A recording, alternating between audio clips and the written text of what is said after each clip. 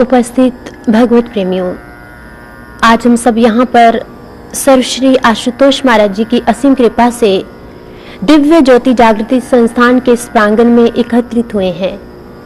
ये तो हम संसार में देखें कि प्रत्येक व्यक्ति इस संसार में परमात्मा की पूजा अर्चना कर रहा है, कोई किसी रूप में तो कोई किसी रूप में। हम संसार में देखते हैं कि कितने ही लोग जो परमात्मा को मानते हैं, कभी वो राम के रूप में ईश्वर की पूजा करते हैं तो कभी कृष्ण के रूप में, कभी अनेकों संतों के रूप में उस ईश्वर को मानकर उनकी पूजा अर्चना कर रहे हैं। लेकिन महापुरुष कहते हैं कि वो एक ही शक्ति जो संसार को चला रही है, वही शक्ति कभी राम के रूप में इस धरा पर आती है धर्म की स्थापना के लिए, और जब राम के रूप में इस धरा पर आती है तो संसार में अनेकों लीलाएं करती है धनुष बाण लेकर। फिर वही शक्ति कृष्ण के रूप में आती है, धर्म की स्थापना करती है मुरली को हाथ में लेकर, संसार के लोगों को एक गहन संदेश देते हुए धर्म की ओर अग्रसर करती है। कुछ समय के उपरांत फिर वही शक्ति संसार में श्री गुरु नानक देव जी के रूप में शांति का प्रचार करती है, और जब जरूरत पड़ती है तो धर्म की स्थापना के लिए उसको तलवार भी उठानी पड़ती है। महापुरुष कहते हैं कि शक्ति एक ही है, लेकिन उस शक्ति के माध्यम से, लीलाओं के माध्यम से संसार के लोगों से उस शक्ति का परिचय ज्ञान के माध्यम से करवाया जाता है।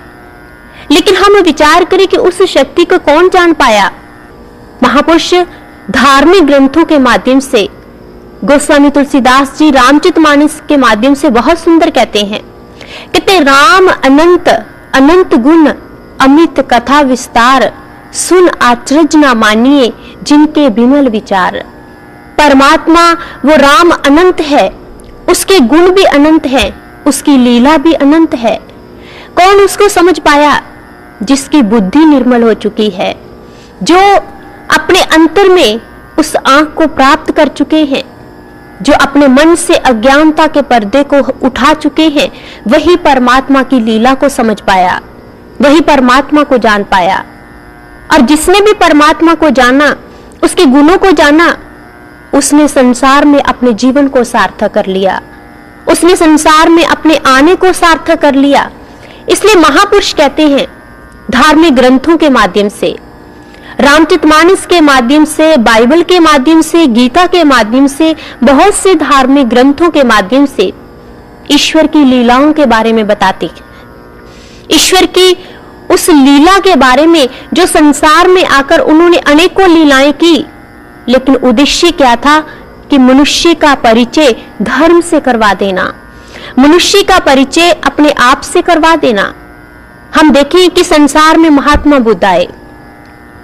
जब महात्मा बुद्ध इस संसार में आते हैं तो अपने बहुत से शिष्यों को इकट्ठा किया, और इकट्ठा करने के उपरांत एक विचार देते हैं। विचार क्या देते हैं कि तुम अनेकों बार जन्मे हो, अनेकों बार इस शरीर का त्याग किया, अनेकों बार तुम संसार में आकर रोए, अपनी आंखों से आंसू बहाए, इसलिए केवल मात्र संसार के लिए। और यदि तुम्हारे आंसुओं को इकट्ठा कर लिया जाए, प्रत्येक जन्म के आंसुओं को इकट्ठा कर लिया जाए, तो कितने ही तालाब भर सकते हैं।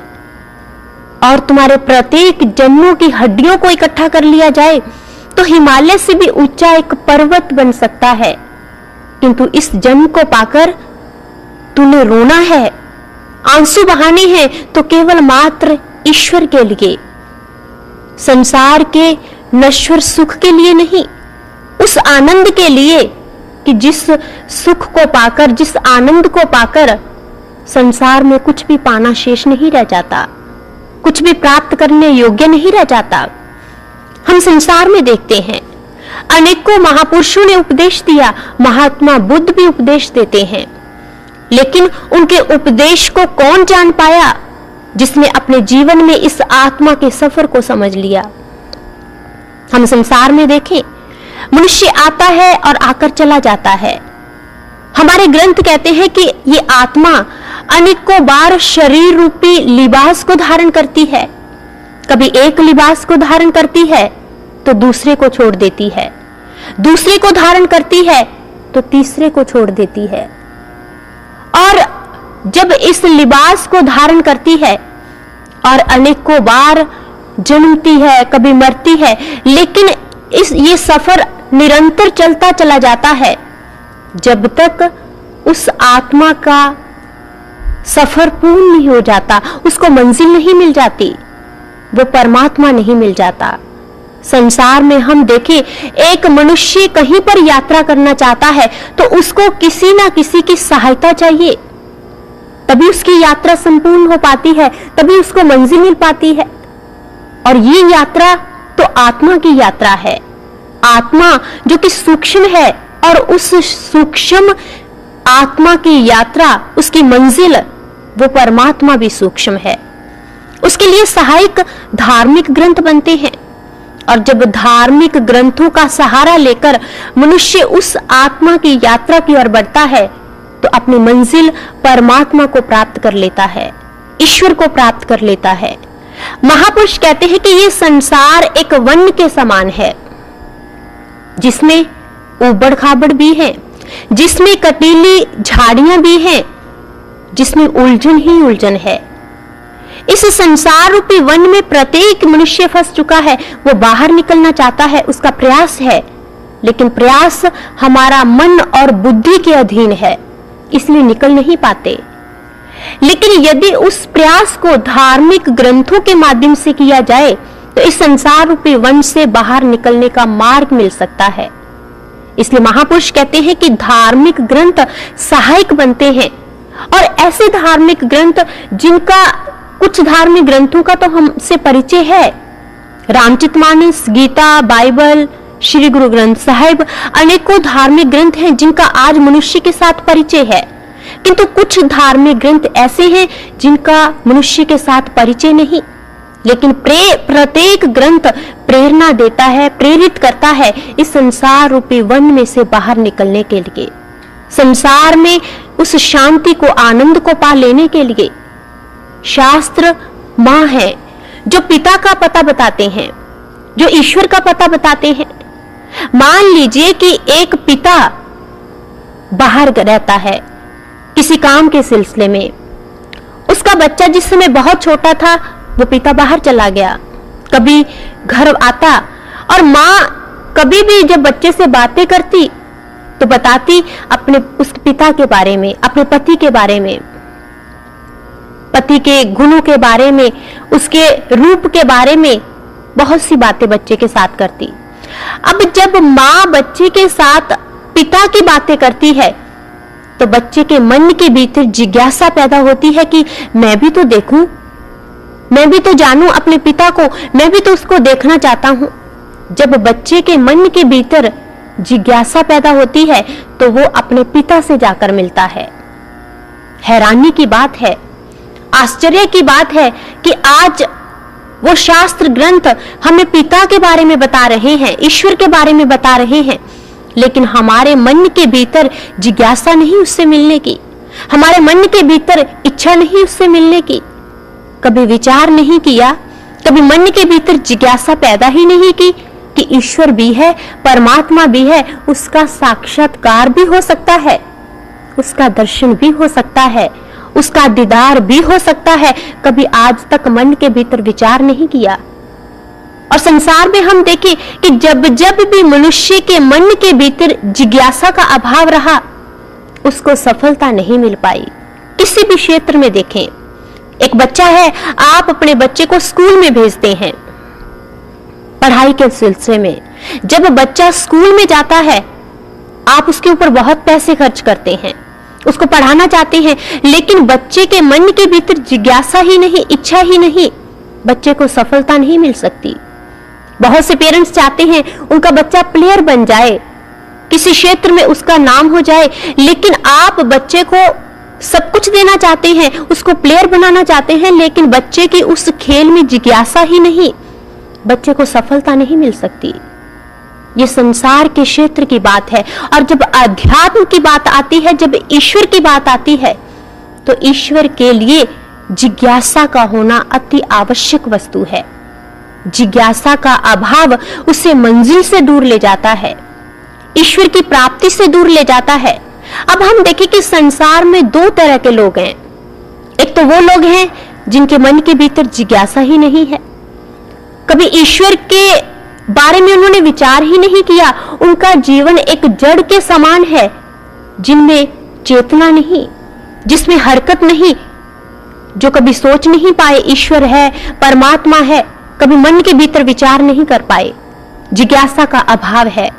लेकिन दूसरे तरह के वो लोग हैं जो ईश्वर के बारे में सुनते भी हैं, ईश्वर के बारे में उनके मन के भीतर विचार भी पैदा होते हैं, लेकिन उनके पास रास्ता नहीं, उनके पास मार्ग नहीं। वो पढ़ते तो हैं, वो रटते तो हैं, लेकिन सही मार्ग से बहुत दूर हैं। क्यों दूर हैं? रामचरितमानस में गोस्वामी तुलसीदास जी कहते हैं कि आज मनुष्य उस परमात्मा के धार्मिक ग्रंथों के सही मार्ग से बहुत दूर जा चुका है। किसके कारण से? कहते पाखंडवाद के कारण से। इसलिए गोस्वामी तुलसीदास जी अपनी वाणी में कहते हैं, हरित भूमि तृण सकुल समझी पर ही नहीं पथ, जिमी पाखंडवादते गुप्त हो ही सदग्रंथ। हम संसार में देखें, जब अधिक वर्षा पड़ती है तो पगडंडी, रास्ते घास उग जाने के कारण ढक जाते हैं, नजर नहीं आते, सामने दिखाई नहीं देते। महापुरुष कहते हैं कि उसी तरह कहते जब संसार में पाखंडवाद की वर्षा होती है तो धार्मिक ग्रंथों का संदेश भी मनुष्य समझ नहीं पाता, उस मार्ग को नहीं समझ पाता, उस रहस्य को नहीं जान पाता। और प्रत्येक व्यक्ति धार्मिक ग्रंथों के संदेश को अपने मन और बुद्धि के अनुसार उसके बारे में सोचता है, उसके बारे में निर्णय करता है और मन और बुद्धि के बनाए हुए रास्तों पर चलता चला जाता है और अपने अपने मत के अनुसार धार्मिक ग्रंथों का भी अर्थ लगा रहे हैं।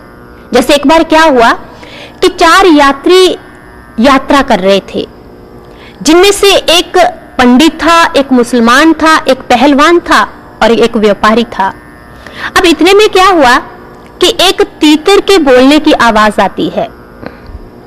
जैसे ही तीतर के बोलने की आवाज आई तो वो चारों व्यक्ति अपने अपने मत के अनुसार उसका अर्थ लगाने लगे। सबसे पहले पंडित ने कहा कि ये तीतर कह रहा है राम सिया दशरथ, राम सिया दशरथ। तो आगे से मुसलमान ने कहा कि नहीं, ये कह रहा है सुभान तेरी कुदरत, सुभान तेरी कुदरत। अब दूसरे दो वो भी क्यों चुप बैठने वाले थे? तो तुरंत पहलवान बोला, नहीं, ये कह रहे हैं दंड बैठक कसरत। तो आगे से व्यापारी बोला, नहीं, तुम तीनों को ही मालूम नहीं, ये तीतर कह रहा है लून तेल अदरक, लून तेल अदरक। आप देखिए तीतर बेचारे ने क्या कहा ये तो वही जानता है, लेकिन उन चारों ने अपने अपने मत के अनुसार उसका अर्थ लगा लिया। क्या आज ऐसा संसार में नहीं हो रहा? क्या आज ऐसा हम लोग नहीं कर रहे? हम लोगों के साथ भी तो यही होता है।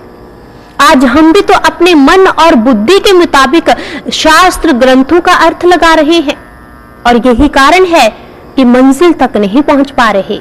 यही कारण है शास्त्रों के रहस्य को नहीं जान पा रहे। क्यों नहीं जान पा रहे? क्योंकि संदेश से, उस मार्ग से बहुत दूर हो चुके हैं। किसके प्रभाव के कारण? कलयुग के प्रभाव के कारण। इसलिए रामचरितमानस में आता है, कलमल ग्रसे धर्म लुप्त भय सदग्रंथ, दम्भी निजमत कल्प कर प्रकट कीन बहुपंथ। कि कलमल, कलयुग में कहते धार्मिक ग्रंथों का संदेश लुप्त हो गया। धार्मिक ग्रंथों के रहस्य को बताने के लिए मार्गदर्शक चाहिए। धार्मिक ग्रंथों के उस रहस्य को प्रकट करने के लिए एक रहनुमा चाहिए, एक ऐसा रहस्य खोलने वाला एक रहनुमा, रहबर चाहिए।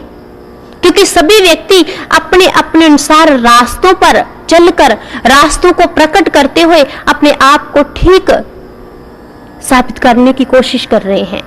अपने आप को वो उन रास्तों पर चला रहे हैं, लेकिन समझ नहीं पाए ग्रंथ तो कुछ और समझा रहे हैं, ग्रंथ तो कुछ और रहस्य को उजागर करना चाहते हैं।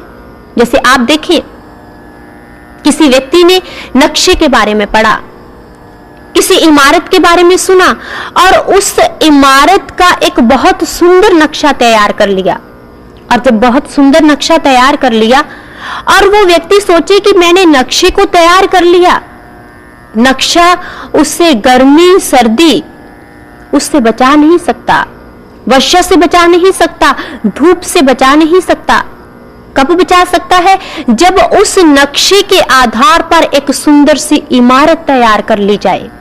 कहते यही बात है, शास्त्र ग्रंथ ईश्वर के बारे में बताते हैं, लेकिन हमने केवल मात्र शास्त्र ग्रंथों को पढ़ लिया, कंठस्थ कर लिया, लेकिन वो इमारत, कौन सी इमारत? भक्ति की इमारत को अपने भीतर नहीं प्रकट कर पाए, उस इमारत को भीतर नहीं बना पाए। और यही कारण है, कहते हैं कि उससे लाभ नहीं प्राप्त कर पा रहे। इसलिए गोस्वामी तुलसीदास जी कहते हैं कि आज कलयुग का प्रभाव, कि ग्रंथों का संदेश, कहते वो लुप्त हो गया। लुप्त होने का अर्थ ये नहीं समाप्त हो गया, लुप्त हो जाने का अर्थ क्या है? वास्तविक रहस्य से हम दूर चले गए, वास्तविक संदेश से हम दूर चले गए और उस संदेश को कभी समझने का प्रयास ही नहीं किया, कभी उस संदेश को जानने की चेष्टा नहीं कर पाए। जैसे आप देखें कि एक व्यक्ति, उसके हाथ में 500 का नोट था। अचानक क्या हुआ कि उस नोट को उसने अपनी जेब में रख लिया। जब जेब में रख लिया, अचानक उसको याद आया कि उसके पास 500 का नोट था, लेकिन वो भूल जाता है कि उसके पास 500 का नोट था, लेकिन उसने कहां रख लिया। अचानक उसको आकर कोई याद दिलाता है कि वो नोट तो तेरे पास ही था, तेरी पॉकेट में कहीं देखो कि उसमें तो नहीं तूने डाल लिया। महापुरुष कहते हैं कि यही आज मनुष्य के साथ हो रहा है। धार्मिक ग्रंथ ईश्वर के बारे में बताते हैं, उस रहस्य को जिसको मनुष्य भूल चुका है, और संत आकर, महापुरुष आकर उस गुप्त रहस्य को प्रकट कर देते हैं। उससे पहले हम जड़ को नहीं जान पाते, पत्तों को सींचते चले जाते हैं। और जब भी कोई मनुष्य जड़ को छोड़कर पत्तों को सींच रहा है, तब तक वो छाया नहीं ले सकता, तब तक वो मीठे फल की प्राप्ति नहीं कर पाता। आज यही तो हो रहा है। इसलिए जड़ को पकड़ने की आवश्यकता है, और जड़ को पकड़ने के लिए, रहस्य को जानने के लिए रहनुमा की आवश्यकता है। उससे पहले बाहर का ज्ञान, बाहर की बातें बहुत करते हैं, और यही बात तो महात्मा बुद्ध समझाते हैं। महात्मा बुद्ध कहते हैं, एक बार क्या हुआ कि महात्मा बुद्ध के साथ आनंद, उनका एक शिष्य जिसका नाम आनंद था, वो कहीं बाहर जा रहे थे। आनंद ने देखा कि मैं जब भी कहीं पर बाहर जाता हूं तो एक व्यक्ति हर रोज उसको एक ऊंचे टीले पर बैठा हुआ दिखाई देता है, जो कि कोई भी गांव से गाय आती, उनको उनकी गिनती करता, आती जाती, उनको निरंतर गिनता चला जाता। एक दिन क्या हुआ, आनंद उस व्यक्ति के पास जाता है और पास जाकर कहने लगा कि भाई साहब, मेरे एक प्रश्न का उत्तर दीजिए, आपकी क्या ये सब गायें आपकी हैं जो आप हर रोज इस टीले पर बैठकर इनकी गिनती करते हैं? कहते नहीं, ये गाय मेरी तो नहीं। कहते जब ये गाय आपकी नहीं तो आप इनकी गिनती हर रोज क्यों करते हैं? उस व्यक्ति ने कहा कि तुम नहीं जानते, इनकी गिनती करने से मेरे ज्ञान को कितना बढ़ावा मिल रहा है, मेरे ज्ञान का कितना विकास हो रहा है। और मैं जानता हूं कि जिस गांव में मैं रहता हूं उसमें कितने घर हैं, किस घर में कितनी गाय हैं, उन सब के बारे में मुझे मालूम है। तो आगे से आनंद ने कहा कि क्या तुम्हारे मन के भीतर कभी इच्छा पैदा नहीं हुई कि तुम इन गाय को खरीद लो? कहते नहीं, ऐसी कभी मेरे मन के भीतर इच्छा पैदा नहीं हुई कि मैं गाय को खरीद लूं, मैं इनको प्राप्त कर लूं। आनंद हैरान रह जाता है। आनंद महात्मा बुद्ध से कहता है कि देखिए महाराज, ये व्यक्ति इन गाय की गिनती करते हुए अपने जीवन को कैसे, कीमती जीवन को कैसे बर्बाद किए जा रहा है। और सोच नहीं पा रहा, विचार नहीं कर पा रहा कि सच में इनसे इनको लाभ क्या मिल सकता है। कहते हाँ, बात तो सही है। और जब महात्मा बुद्ध ने सुना तो महात्मा बुद्ध कहने लगे कि आनंद, ये अवस्था, ऐसी दशा केवल मात्र इसी व्यक्ति की नहीं, संसार में और भी बहुत से लोग हैं जिनकी ऐसी अवस्था बन चुकी है, जिनकी ऐसी हालत है, उनके साथ भी तो यही होता है। वो ग्रंथों को पढ़ते हैं, उनको रटते हैं और अनेकों लोगों को ये मालूम है कि फला शास्त्र ग्रंथ किसने लिखा, कब लिखा, उसमें किसने संदेश दिया, सब कुछ मालूम है, लेकिन वो ये नहीं जान पाते कि इसके भीतर रहस्य कौन सा है, इसके भीतर किस ज्ञान की चर्चा है। कहते आज इस व्यक्ति की अवस्था भी ऐसी ही है। और सच में देखा जाए तो आज संसार में प्रत्येक व्यक्ति की अवस्था ऐसी ही है, जो पढ़ता है, रटता है, लेकिन वास्तविक रहस्य से बहुत दूर है। इसलिए महापुरुष कहते हैं कि उस रहस्य को जानो। किस रहस्य को? आज मनुष्य की जो अवस्था है, किसी शायर ने कहा है कि आंखों में रहा मगर दिल में उतर कर नहीं देखा, कश्ती के मुसाफिर ने कभी समंदर नहीं देखा। बाहरी ज्ञान तो है लेकिन भीतरी रहस्य से अनभिज्ञ है, भीतरी रहस्य से बहुत दूर जा चुका है। बाहरी ज्ञान की बातें करता है लेकिन सोचने की बात है, विचार करने की बात है, बाहरी ज्ञान कहां तक सार्थक है। इस धरा पर सब धरा रह जाएगा, मुट्ठी बांध के आने वाले हाथ पसारे जाएगा। महापुरुष कहते हैं कि इस धरा पर जो भी है सब कुछ नष्ट हो जाएगा, सब कुछ समाप्त हो जाएगा, तो बाहरी ज्ञान तुम्हारा कहां पर टिक पाएगा। लेकिन जिस ज्ञान ने टिकना था, जो ज्ञान स्थिर था, ब्रह्म ज्ञान, आत्मज्ञान, उस ज्ञान के बारे में तू कभी सोच नहीं पाया, उस ज्ञान के ऊपर तू कभी विचार नहीं कर पाया। आज बहुत से लोग कहते हैं जी ठीक है, ब्रह्म ज्ञान नहीं भी है तो क्या हुआ, विश्वास तो है परमात्मा के ऊपर। लेकिन शास्त्र ग्रंथ कहते हैं कि विश्वास है लेकिन विश्वास का आधार तो ज्ञान है। उस ज्ञान से दूर है तो वो विश्वास डगमगा जाएगा। उस विश्वास की नींव कमजोर है, वो विश्वास कहीं पर भी टूट सकता है। इसलिए विश्वास का आधार, दर्शन, वो ज्ञान के माध्यम से हो सकता है। इसलिए शंकराचार्य जी कहते हैं वदंतु शास्त्राणि यजन्तु देवता, कर्मन्तु कर्माणि भजन्तु देवता। आगे वो कहते हैं कि आत्मैक्य बोधेन बिना मुक्ति न सिद्धिति ब्रह्म शतंत्रपि।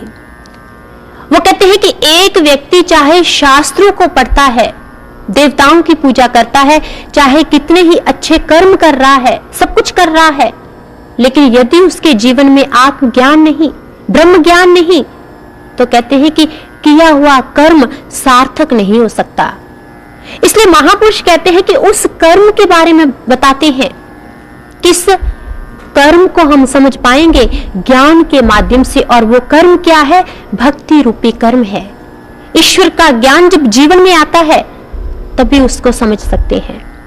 इसलिए महापुरुष उस ज्ञान की चर्चा करते हैं, ब्रह्म ज्ञान की चर्चा करते हैं। और जिस भी मनुष्य के जीवन में वो ब्रह्म ज्ञान आया, ईश्वर का वो शाश्वत ज्ञान आया, उसने अपने बाहरी ज्ञान को भी सार्थक कर लिया, क्योंकि पहले भीतरी ज्ञान को जाना, उसके उपरांत बाहरी ज्ञान भी सार्थक हो पाया।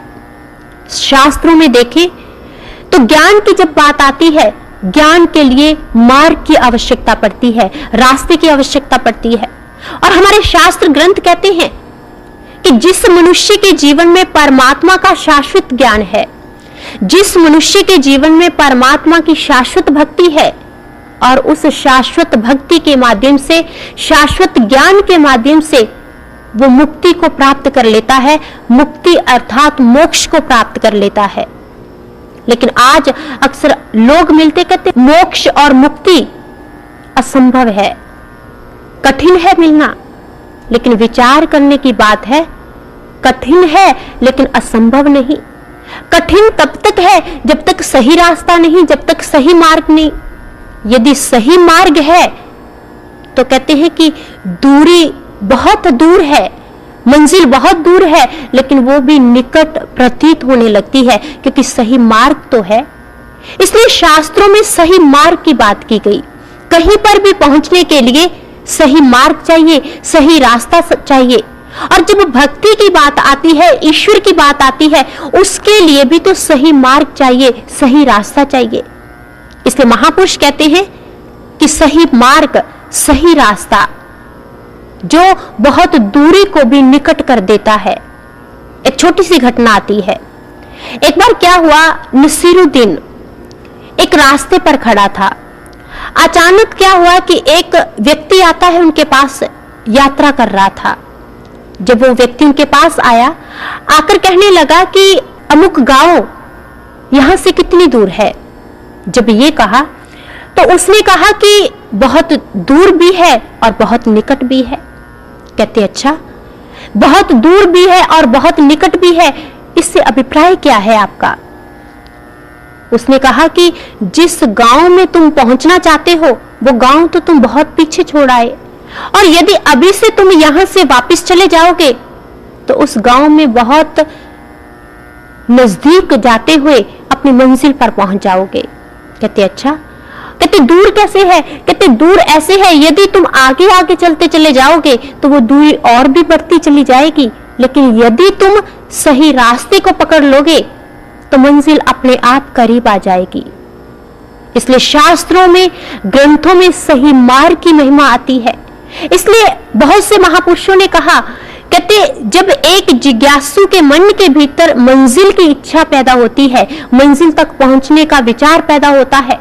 अनेकों रास्तों पर पहले चल रहा था, जब तक सही रास्ता नहीं मिला। जब सही रास्ता मिला तो उसने कहा कि मैं उस रास्ते को छोड़ता हूं जो रास्ता मुझे मंजिल तक नहीं पहुंचा रहा। मैं उस रास्ते को पकड़ता हूं जो मुझे मेरी मंजिल के निकट लेकर जा रहा है। आज बहुत से लोग कहते हैं, कहते जी जब मंजिल, रास्ता और पथ की बात आते हैं तो लोग कहते हैं वी आर सेटिस्फाइड, हम जिस रास्ते पर हैं हम ठीक है, हम चल रहे हैं। किस मंजिल की बात करते हैं आप? किस रास्ते की बात करते हैं? लेकिन उन लोगों को बता दें कि मंजिल और रास्ता, रास्ते के बिना मंजिल नहीं। जब तक सही रास्ता जीवन में नहीं, आप संसार में देखें, आप अपने घर पहुंचना चाहते हैं, आप अपने ऑफिस जाना चाहते हैं तो एक सही रास्ता चाहिए। यदि सही रास्ता नहीं, आप पथ से भटक जाएंगे और सुबह 9 बजे ऑफिस पहुंचने की बजाय आप 12 बजे तक भटकते रह जाएंगे। आपको ऑफिस नहीं मिल पाएगा क्योंकि आपने सही रास्ता छोड़ दिया। लेकिन यदि सही रास्ते को पकड़ लिया तो आप वहां तक पहुंच सकते हैं। और जो लोग ये कहते हैं कि हम संतुष्ट हैं, हम जिस रास्ते पर हैं, तो सोचने की बात है कि उन लोगों के मन के भीतर ईश्वर के लिए प्यास ही नहीं, सही रास्ते के लिए प्यास ही नहीं। जिसके मन के भीतर प्यास है वो जलांश का पता पूछता है। वो पूछता है पानी कहां मिलेगा, मेरे को प्यास लगी है। भोजन कहां मिलेगा, मेरे को भूख लगी है। जब सही रास्ते के बारे में पूछता है और वहां पर आनाकानी नहीं करता, तुरंत अपनी प्यास को मिटाने के लिए, अपनी भूख को शांत करने के लिए उधर बढ़ जाता है। लेकिन जो लोग, जिनके मन के भीतर अहम है अपने बाहरी ज्ञान का, वो बाहरी ज्ञान में लिप्त होकर केवल मात्र उस बाहर असत्य के मार्ग पर चल रहे हैं, लेकिन सही मार्ग का अनुसरण नहीं करना चाहते, तो ये उनकी अज्ञानता है। ये कह सकते हैं कि उनके मन के भीतर ईश्वर के लिए प्यास ही नहीं, केवल मात्र चर्चा है ईश्वर की, केवल मात्र बाहरी ज्ञान को लेकर चल रहे हैं, लेकिन ईश्वर को नहीं पाना चाहते। एक डॉक्टर कहता है मैं तेरा इलाज कर दूं, एक रोगी को कहता है, लेकिन रोगी इलाज ही नहीं करवाना चाहता। डॉक्टर का कोई दोष नहीं। आज हम भी तो बीमार हैं। कभी सोचा कितने रोग लगे हैं? कभी विचार किया कितनी बीमारियां लग चुकी हैं? ऐसे रोग हैं मन के भीतर, बाहर से दिखाई नहीं देते। आपको कोई रोग लग जाए, आप तुरंत हॉस्पिटल पहुंचते हैं, डॉक्टर साहब मेरे को ये रोग है, बीमारी है। लेकिन यहां तो मन को अनेकों रोग लग चुके हैं, इसका इलाज नहीं करवाना चाहते और कहते हैं वी आर सेटिस्फाइड, हम संतुष्ट हैं। अज्ञानता है, अहम है, और इस अहम को लेकर गिर जाएंगे, गिर रहे हैं, मंजिल से दूर हो जाएंगे। और इसका रिजल्ट क्या है? 84 लाख योनियां, मृत्यु, भटकना, महापुरुष उस रास्ते की बात करते हैं। किस रास्ते की? जो बनाया नहीं गया, जो पहले भी था, जो आज भी है, जो आगे भी रहेगा, उसी रास्ते का अनुसरण उन्होंने किया। और आज हम लोगों को भी शास्त्र ग्रंथों के माध्यम से उस रास्ते के बारे में बताते हैं। जैसे हम देखें महात्मा बुद्ध के बारे में, जब उन्होंने ईश्वर की शाश्वत भक्ति को अपने जीवन में प्राप्त किया, संसार के लोगों को भी उन्होंने संदेश दिया। उन्होंने ये भी बताया कि मुझे किस रास्ते के माध्यम से ईश्वर की प्राप्ति हुई। आज आप में से बहुत से लोग आज कहते हैं कि महात्मा बुद्ध ने ये किया, वो किया, लेकिन महात्मा बुद्ध क्या समझाते हैं, वो किस रास्ते की बात करते हैं, जान नहीं पाए। महात्मा बुद्ध क्या कहते हैं? कहते मैंने उसी पुरातन सनातन पथ का अनुसरण किया। किस पथ का? जिस पथ पर अनेकों संत चल रहे थे, और उसी पथ पर चलते हुए मुझे ज्ञान दीक्षा की प्राप्ति हुई और मैंने ईश्वर का दीदार अपने अंतर जगत में किया। कोई नए मार्ग की बात नहीं की। भगवान कृष्ण गीता में कहते हैं अर्जुन को, हे अर्जुन, मैं आज तुम्हें वही ज्ञान देने जा रहा हूं जो मैंने आदि में सूर्य को दिया, सूर्य ने मनु को दिया, मनु ने इक्ष्वाकु को दिया, और वही सनातन पुरातन ज्ञान मैं आज तुम्हें दे रहा हूं। जब अर्जुन ने ये कहा, अर्जुन ने कहा भगवान सूर्य कब हुआ, मनु कब हुआ, इक्ष्वाकु कब हुआ, और मैं आज फिर वही ज्ञान कैसे? भगवान कृष्ण कहते हैं अर्जुन, तेरे और मेरे हजारों जन्म हो चुके हैं, उनको मैं जानता हूं, तू नहीं जानता, इसलिए मैं तुझे आज वही पथ दे रहा हूं, वही रास्ता दे रहा हूं, वही ज्ञान दे रहा हूं जो मैंने पहले दिया। अब देखा जाए तो भगवान कृष्ण अर्जुन को कुछ नया नहीं देते, वही रास्ता देते हैं। अब देखा जाए बहुत से लोग जीसस क्राइस्ट को मानते हैं। अब संसार में बहुत से लोग जो भगवान कृष्ण को मानते हैं, भगवान राम को मानते हैं, और कुछ हैं जो जीसस क्राइस्ट को मानते हैं। और वो लोग क्या करते हैं कि अपने शरीर पर कीले लगवाते हैं। वो कहते हैं कि जितना खून टपकेगा उतना ही ईश्वर के नजदीक जाएंगे। अभी कुछ समय पहले सुनने में आया कि जर्मनी में कुछ लोगों ने, कुछ लड़कों ने अपने शरीर पर कीले लगवाई और उन्होंने कहा कि हम जीसस क्राइस्ट का अनुसरण कर रहे हैं। लेकिन देखा जाए जीसस क्राइस्ट का ये रास्ता नहीं, जीसस क्राइस्ट इस रास्ते का संदेश नहीं देते। वो किस रास्ते के बारे में बताते हैं? वो अपनी वाणी में लिखते हैं, I will pay to my father to send a messenger to you, he will remind the work I have done before you. कि मैं उस अपने पिता के आगे प्रार्थना करूंगा कि तुम्हारे लिए किसी रहनुमा को भेजे और तुम्हें वही पथ दिखलाए, वही रास्ता दिखलाए जिस पथ पर मैं चला था, जिस पथ पर मुझसे पहले कितने ही लोग चले थे। कोई नया रास्ता नहीं दिया, उसी रास्ते की बात करते हैं। और शंकराचार्य जी अपनी वाणी में क्या कहते हैं? कहते हैं कि हे संसार के लोगों, उसी पथ को पकड़ो, उसी रास्ते को पकड़ो जिस पथ पर चलते हुए अनेकों महापुरुषों ने अपनी मंजिल को प्राप्त कर लिया, ईश्वर को प्राप्त कर लिया, और उसी पथ का अनुसरण उन्होंने भी किया। इसलिए वो संसार के लोगों को संदेश देना चाहते हैं, संसार के लोगों को बता देना चाहते हैं। किसी भी धार्मिक ग्रंथ में किसी नए मार्ग की चर्चा नहीं आती, नए मार्ग का वर्णन नहीं आता। प्रत्येक धार्मिक ग्रंथ में उस एक रास्ते की बात आती है, एक ईश्वर की चर्चा आती है। और जिस जिसने भी उस रास्ते को पकड़ा, जिस जिसने भी उस मार्ग को पकड़ा, उसका जीवन सार्थक हो गया। इसलिए सौभाग्यशाली है वो लोग जिन्होंने अंतर जगत के रास्ते को पकड़ लिया, अंतर जगत के मार्ग को पकड़ लिया, क्योंकि ईश्वर की अनुभूति बाहर नहीं, आंतरिक जगत में हो सकती है। ईश्वर का दर्शन आंतरिक जगत में उस परमात्मा का अनुभव हो सकता है। इसलिए महापुरुष कहते हैं कि संत का मार्ग धर्म की पौड़ी को वडभागी पावे। कि संत का मार्ग, संत का रास्ता, कहते कोई सौभाग्यशाली लोग ही उसको प्राप्त कर पाते हैं।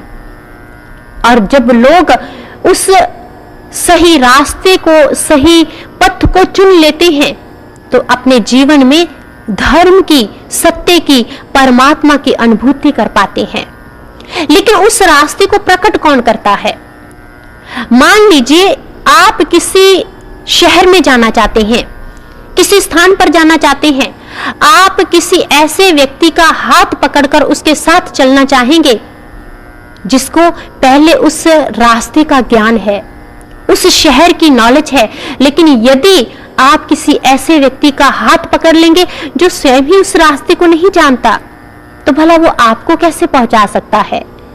इसलिए सबसे पहली जो आवश्यक वस्तु है कि जिस व्यक्ति का एक व्यक्ति अनुसरण करता है, किसी महापुरुष की शरणागत होता है, तो उसके लिए जरूरी है कि उस महापुरुष ने, उस व्यक्ति ने भी उस सही पथ का अनुसरण किया हो, सही पथ को उसने जाना हो, तभी तो वो मंजिल तक पहुंच सकता है।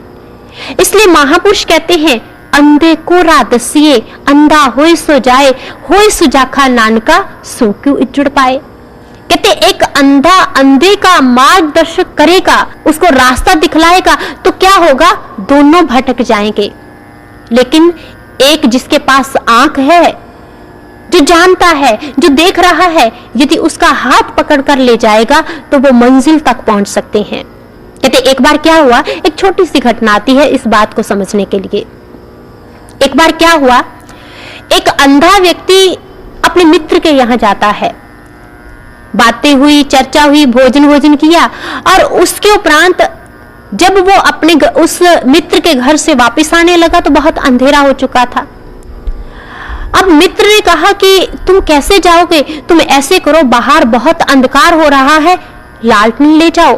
बेशक तुम्हें दिखाई नहीं देता, लेकिन इस लालटेन का प्रकाश तो और लोगों को तो दिखाई देगा, इसलिए वो तुम्हारा रास्ता छोड़ते जाएंगे।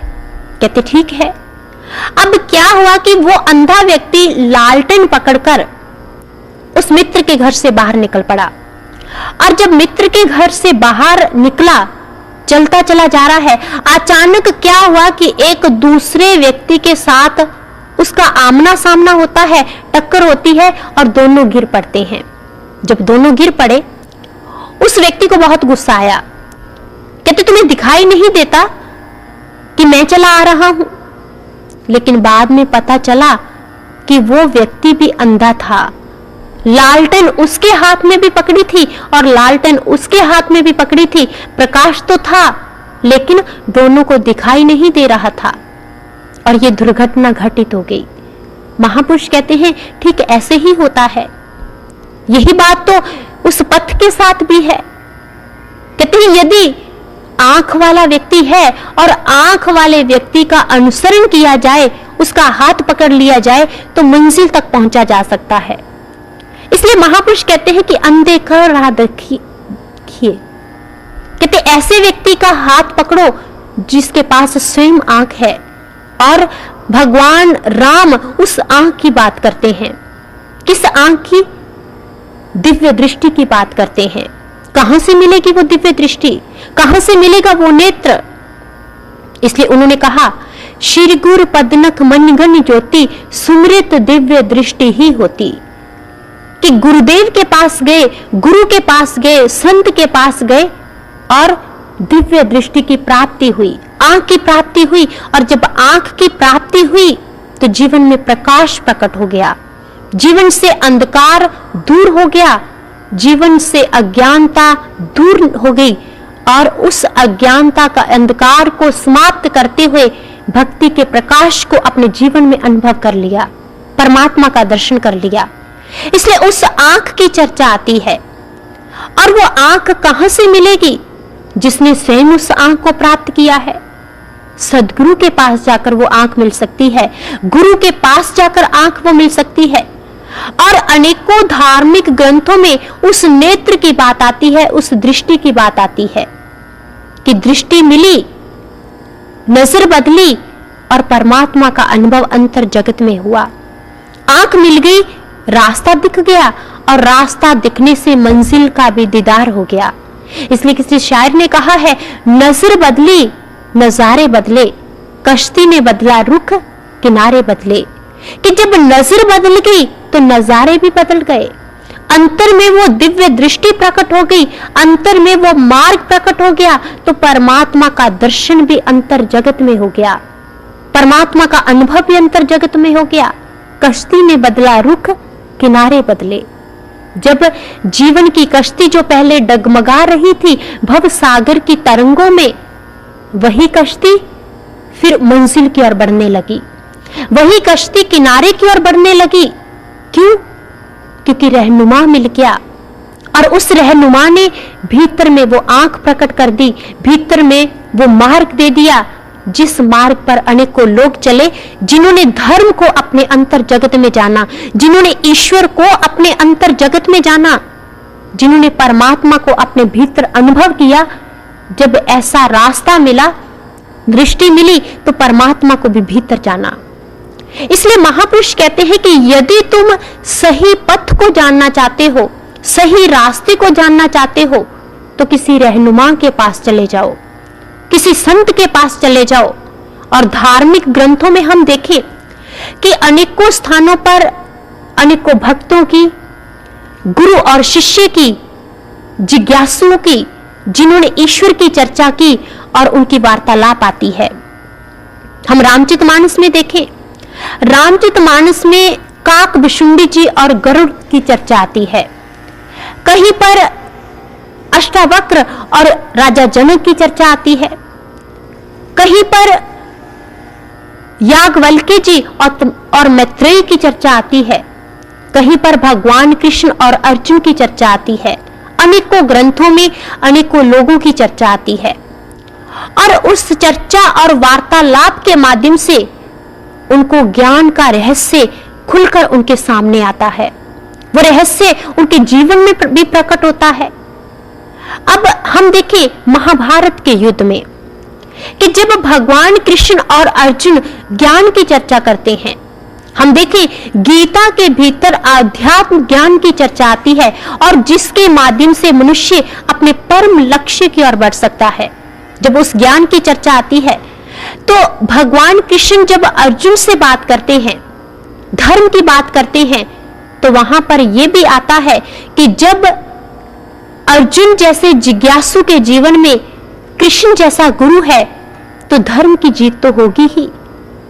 अब ये जीत हम अपने जीवन में देखें, किस जीत की बात करते हैं? धर्म की जीत, परमात्मा को पा लेने की मंजिल, ईश्वर को पा लेने का रास्ता, और अपने भीतर उस रहस्य को प्रकट कर लेने का मार्ग।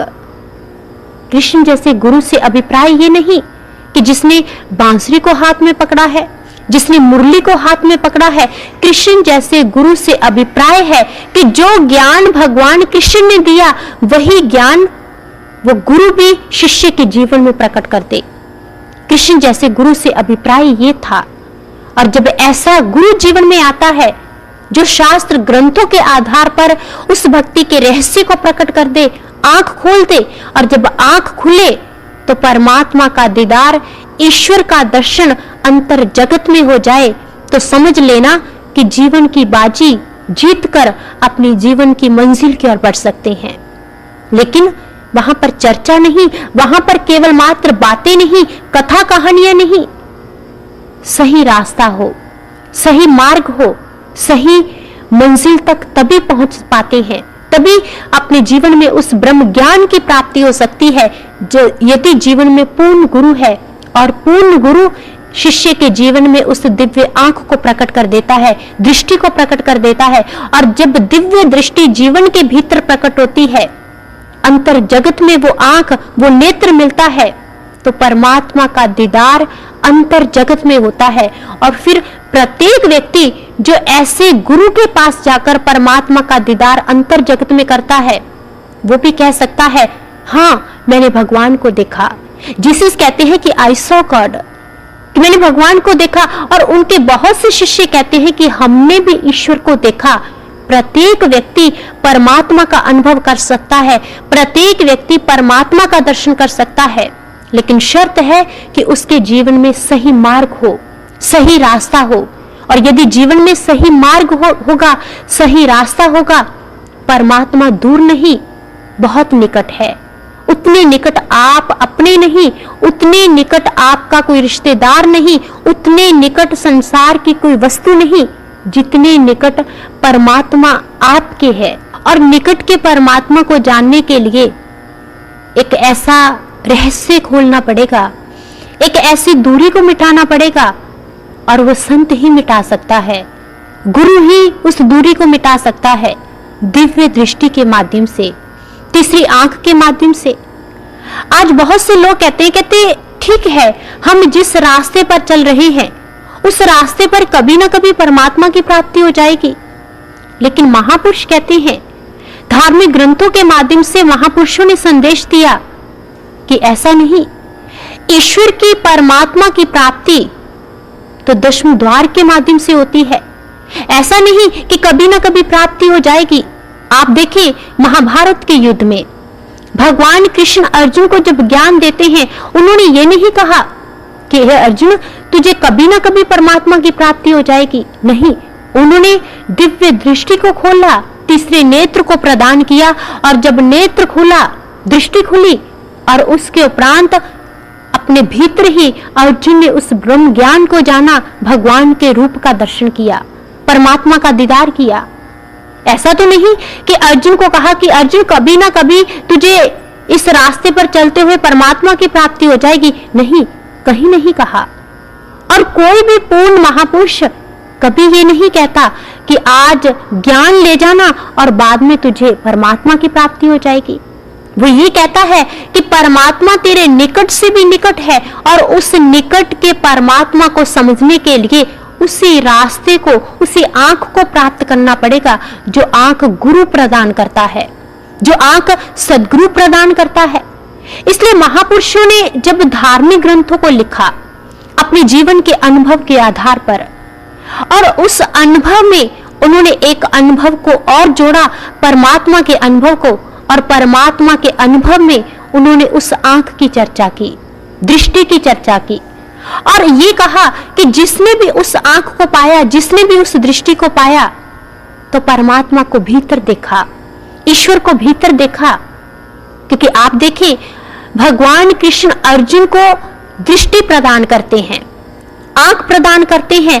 मस्तिष्क पर हाथ रखकर जब वो दृष्टि मिली, आंख खोली, तो अर्जुन ने कहा कि भगवान, मैंने आज देखा, आज जाना, आज पहचाना।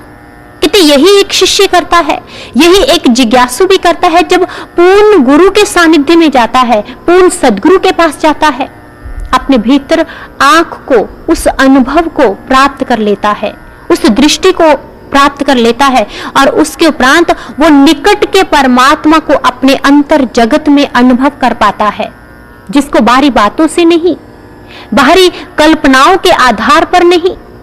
आज लोग कहते हैं कि ठीक है, दृष्टि की जब बात आती है, आंख की जब बात आती है, तो कभी ना कभी हमें भी प्राप्ति हो जाएगी उसकी। लेकिन एक विचार जो हमारे ग्रंथ देते हैं कि ठीक है, संसार में किसी वस्तु की प्राप्ति होनी है तो कभी ना कभी हो सकती है, किसी भी पथ पर, लेकिन जब परमात्मा की बात आती तो वो हमारी मान्यताओं, हमारी कल्पनाओं, हमारे विचारों के आधार पर नहीं है। ईश्वर का रास्ता, परमात्मा का रास्ता गुरु प्रदान करता है, संत प्रदान करता है, जब वो दृष्टि को खोल देता है। हम संसार में देखते हैं कि एक बच्चा मां के द्वारा पैदा होता है, लेकिन बच्चा तब तक मां को नहीं जान पाता जब तक बच्चे को बताया नहीं जाता। संसार में ये ठीक है कि आप किसी यात्रा पर चलना चाहते हैं, मंजिल तक पहुंचना चाहते हैं, तो आपको किसी ऐसे व्यक्ति की जरूरत ना पड़े जिसका आपको सानिध्य चाहिए, जिसकी सहायता चाहिए। लेकिन ये बात भक्ति की बात है, मंजिल की बात है, ईश्वर की यात्रा की बात है, तो इसके लिए संत की सहायता चाहिए। और संत भी कैसा, जो भीतर आंख को प्रकट कर दे, परमात्मा को जना दे, परमात्मा के उस रहस्य को प्रकट कर दे। और किसी भी शास्त्र ग्रंथ को आप देखें, शास्त्र ग्रंथों में जब बात आती है, आप देखें रामचरितमानस में भगवान राम का इंतजार जब शबरी करती है, तो शबरी जिस समय भगवान राम के दीदार में तड़पती है और बहुत से वर्षों के उपरांत भगवान राम उसके पास जाते हैं और शबरी ने जैसे ही भगवान को देखा वो भाग की चली आती है, उसके दर्शन करते हुए अपने जीवन को कृतार्थ कर लेती है। लेकिन हमने कभी विचार किया कि आज से पहले शबरी ने कभी भगवान राम को नहीं देखा था, लेकिन जैसे ही देखा वो प्रसन्न हो उठी। किस रास्ते के माध्यम से? क्योंकि शबरी ने मुनि मतंग के माध्यम से उस आंख को प्राप्त किया था, उस दृष्टि को प्राप्त किया था। और जब आंख को प्राप्त किया था और भगवान के उस रूप का दर्शन जब आंतरिक जगत में किया, तो भगवान राम जब बाहर आते हैं, उसकी झोपड़ी के पास पहुंचते हैं, उसकी कुटिया के पास पहुंचते हैं, तो शबरी पहचान लेती है कि मेरे राम आए हैं। क्योंकि आंख के माध्यम से, दृष्टि के माध्यम से, आपने सुना होगा सती के बारे में कि सती भगवान राम को नहीं पहचान पाई। क्यों नहीं पहचान पाई? क्योंकि सती के पास वो दृष्टि नहीं थी, वो ज्ञान नहीं था। जब भगवान राम 14 वर्ष के वनवास में कभी इधर जाते हैं, कभी उधर जाते हैं, सीता का हरण हो चुका होता है और वो कभी पेड़ों से पूछते हैं, कभी पत्तों से पूछते हैं कि मेरी सीता कहाँ है। और एक दिन क्या हुआ कि भगवान शिव के साथ सती वहां से गुजर रही थी। जब वहां से गुजर रही थी, भगवान राम को देखा, भगवान शिव प्रणाम करते हैं, जय सच्चिदानंद। जब ये कहा तो सती ने कहा कि भगवान, आप एक ऐसे व्यक्ति को प्रणाम कर रहे हैं जो पत्नी के विरह में रो रहा है, जो पत्तों से पूछ रहा है। शिव कहते हैं कि सती, ये साक्षात ब्रह्म है, साक्षात ईश्वर है। सती नहीं समझ पाई और सती ने परीक्षा लेनी चाहिए। और जब पास जाती है, सीता का रूप धरकर भगवान शिव के पास, शिव से अनुमति लेकर कि मैं परीक्षा लेने जा रही हूं, लेकिन जब वहां पर पहुंचती है, सीता का रूप धरकर भगवान राम के पास जाती है, तो जाकर उसने तो सोचा कि भगवान राम मुझे समझेंगे कि मैं सीता हूं और वो दौड़े चले आएंगे। लेकिन जैसे ही भगवान राम के पास पहुंची, तो भगवान राम देखते ही प्रणाम करते हैं और कहते हैं कि माता, तो आज अकेले यहां पर कैसे? शिवजी भगवान कहां है? जब ये कहा तो सती वहीं पर चुप रह जाती है, सोच नहीं पाती, विचार नहीं कर पाती कि इनको कैसे मालूम हुआ, कैसे इनको पता चला कि मैं सीता नहीं, मैं सती हूं। और सती पहचान नहीं पाई भगवान की महिमा को, भगवान राम की महिमा को। क्यों नहीं पहचान पाई? क्योंकि उसके पास वो नेत्र नहीं था, उसके पास वो दृष्टि नहीं थी। और उसके उपरांत क्या हुआ? सती के मन के भीतर जब संशय पैदा हुआ और फिर कैसे कैसे उसके साथ अनेकों घटनाएं घटित होती हैं, क्योंकि नेत्र से दूर थी, दृष्टि से दूर थी। और जब नेत्र की चर्चा संसार में हम किसी भी धार्मिक ग्रंथों में सुनते हैं, तो भक्ति के लिए भी परम आवश्यकता है उसकी भीतरी नेत्र की, भीतरी दृष्टि की। बाहर के संसार के जगत को हम देखना चाहते हैं, संसार में जगत को देखना चाहते हैं, वस्तुओं को, पदार्थों को देखना चाहते हैं, तो बाहरी नेत्र चाहिए, बाहरी दृष्टि चाहिए। क्योंकि बाहर के नेत्र खोल लेने से बाहर का जगत दिखाई देता है और भीतर की दृष्टि खोल लेने से भीतर का जगत दिखाई देता है, जो कि सूक्ष्म है। और वो तीसरा नेत्र, तीसरी आंख, वो भी सूक्ष्म है। उस सूक्ष्म दृष्टि को गुरु ही प्रकट करता है। और फिर आंतरिक जगत का एक मनुष्य अपने अंतर जगत में जब अनुभव करता है, तो वो भी कहता है कि मैंने आज भगवान को देखा, अपने अंतर जगत में उस मंदिर को देखा जिस मंदिर की चर्चा बाहर सुनी थी, जिस मंदिर में बाहर जाते थे, लेकिन उससे कुछ सीखते हुए भी हम नहीं सीख पाए। लेकिन गुरु ने जब वह दृष्टि भीतर अंतर जगत में प्रकट की, तो बाहर के मंदिर की भी समझ आ गई, क्योंकि भीतर मंदिर प्रकट हो गया, भीतर वो रहस्य खुल गया। इसलिए महापुरुष कहते हैं कि उस मंदिर को जानो, इस मंदिर के माध्यम से, शरीर रूपी मंदिर के माध्यम से। और इस मंदिर में प्रवेश करने का एक ही रास्ता है, दशम द्वार के माध्यम से, उस दृष्टि को प्राप्त कर लेने के माध्यम से जब शरीर रूपी मंदिर के भीतर पहुंचेंगे तो परमात्मा का दर्शन अंतर जगत में कर पाएंगे, परमात्मा का अनुभव अंतर जगत में कर पाएंगे। इसलिए जीसस क्राइस्ट भी कहते हैं, वो कहते हैं कि हे मनुष्य, तेरा शरीर भगवान का मंदिर है और इस मंदिर के भीतर क्या है? अमूल्य खजाने हैं। इस मंदिर के भीतर अनेकों अनुभव हैं, अनेकों दर्शन हैं, लेकिन तू इस मंदिर के भीतर कब जा पाएगा? जब तेरा दशम द्वार खुल जाएगा, जब तेरा नेत्र खुल जाएगा, जब तेरी आंख खुल जाएगी, तब तू भीतर जा पाएगा। किसी धार्मिक स्थल पर हम जाना चाहते हैं, दरवाजा बंद है, खुलने का इंतजार करते हैं। जब वो दरवाजा खुल जाता है और भीतर चले जाते हैं। शरीर रूपी मंदिर के भीतर कब जाएंगे?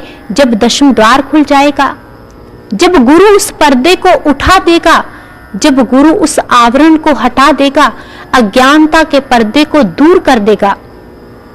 जब वो पर्दा हटेगा, जब दृष्टि खुलेगी, परमात्मा को भीतर देख पाएंगे, परमात्मा का अनुभव अंतर जगत में कर पाएंगे। और जब मंदिर के भीतर गए तो मंदिर के भीतर भगवान को देखेंगे। जैसे बाहर मंदिर में भगवान की मूर्ति का दर्शन करते हैं, शरीर रूपी मंदिर के भीतर परमात्मा के वास्तविक रूप को देख पाएंगे, ईश्वर के वास्तविक रूप का अनुभव कर पाएंगे, परमात्मा के प्रकाश रूप का दर्शन कर पाएंगे। और फिर कह सकते हैं कि हाँ, जीसस क्राइस्ट कहते थे कि आई सॉ गॉड, मैंने भगवान को देखा। फिर प्रत्येक व्यक्ति कह सकता है कि हाँ, हमने भी भगवान को देखा, हमने भी ईश्वर को देखा, हमने भी इस शरीर रूपी मंदिर के भीतर परमात्मा के रहस्य को खुलते हुए देखा, ईश्वर का दीदार किया। और जब ऐसा मार्ग होगा जीवन में, ऐसा रास्ता जीवन में होगा, तभी तो मंदिर के भीतर जा पाएंगे।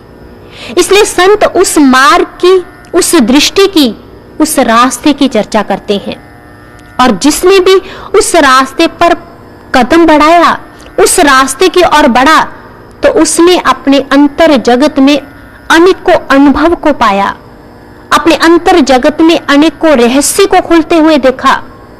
और जिसने भी अपने अंतर जगत में उस रहस्य को जाना, परमात्मा को जाना, उसका जीवन धन्य हो गया, उसका जीवन आनंददायक बन गया। वो जीवन जो पहले दुखों में, सुखों में, अशांति में उलझता चला जाता था, वो जीवन सार्थक हो गया, वो जीवन धन्य हो गया। इसलिए महापुरुष कहते हैं कि यदि आपके मन के भीतर भी जिज्ञासा है जीवन को सार्थक कर लेने के लिए, तो आपको भी क्या करना पड़ेगा? आपको भी खोज करनी पड़ेगी। उस रहस्य को खोलने के लिए उस पर्दे को उठाना पड़ेगा और जाना पड़ेगा किसी पूर्ण महापुरुष के पास, पूर्ण सद्गुरु के पास, जो बातें नहीं, जो सच में मंदिर के भीतर ले जाता है, जो सच में पर्दे को उठा देता है। पर्दा उठने की चर्चा नहीं करता, पर्दे के पीछे क्या क्या है केवल मात्र ये नहीं बताता, जो पर्दे को उठाकर दिखा देता है कि ये देख, ये है परमात्मा, ये है ईश्वर, ये है तेरी मंजिल, तेरा खोया हुआ आनंद। उस आनंद को तू पा सकता है, उस आनंद को देख सकता है। इसलिए जीसस क्राइस्ट कहते हैं कि जिसने भी मांगा उसको दे दिया, और जिसने भी उस पर्दे को उठाना चाहा उसका पर्दा उठा दिया। जिसने उस खजाने को पाना चाहा, खजाने को अपने अंतर जगत में जान लिया, द्वार को खुलवाना चाहा, उसका द्वार खोल दिया। इसलिए ये हमारे हाथ में है, ये हमारे हाथ में है कि हम उस द्वार को खुलवाना चाहते हैं या नहीं, उसको पाना चाहते हैं या नहीं, हमारे भीतर ऐसी जिज्ञासा है या नहीं। इसलिए यदि मंजिल को पाना चाहते हैं, अपने जीवन को सार्थक करना चाहते हैं, तो उस रास्ते की ओर बढ़ना पड़ेगा, महापुरुषों के रास्ते की ओर। और आज हम जिस रास्ते की चर्चा आपके साथ कर रहे हैं, महज केवल बातें नहीं, हमने उस रास्ते को जाना, उस रास्ते पर कदम बढ़ाया। सर्वश्री आशुतोष महाराज जी की असीम कृपा से, उनकी अनुकंपा से, क्योंकि उन्होंने उस रास्ते को भीतर प्रकट किया और बहुत से लोगों ने उस रास्ते को अपने अंतर जगत में जाना।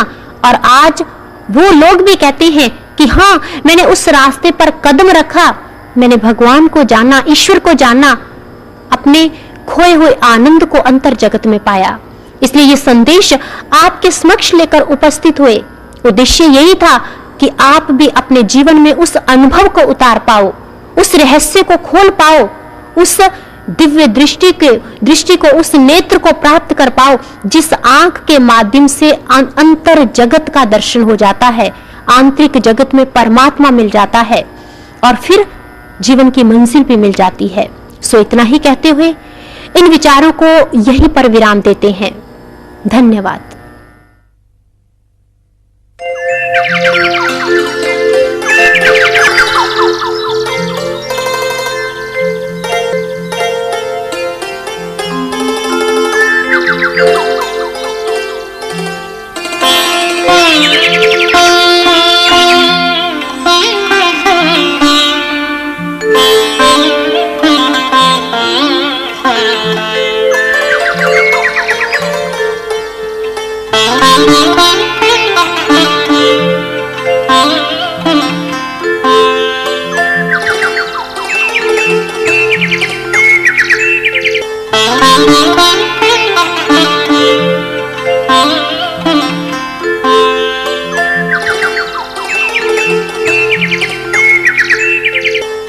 Thank you.